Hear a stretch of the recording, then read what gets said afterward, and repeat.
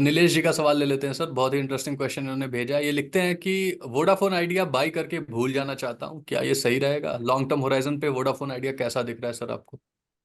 देखिए, Vodafone Idea जो stock है, basically this is more from those who have the risk appetite and those who want to see something big can happen in the stock. So वो एक opportunity window definitely है, but you have to understand कि currently the stock is around 15-16 के आसपास फिलहाल trade करता हुआ दिख रहा है।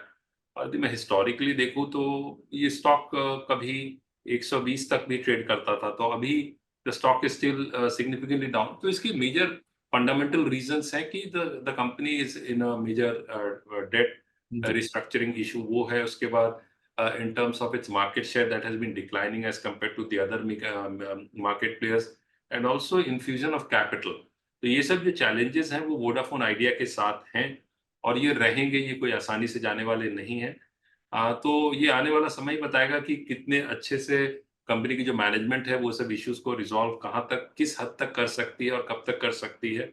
हम्म। तो इसीलिए इसमें आप यदि निवेश करते हैं तो you have to, it's like you invest a very small portion and forget about it, and maybe if the company performs, because it's more of the management performing and building upon the environment, मतलब जो भी ecosystem है उसमें वो किस तरह से survive और थ्राइव कर सकते हैं, वो एक मेजर चैलेंज है वोडाफोन आइडिया के लिए। तो from that perspective you can look at it.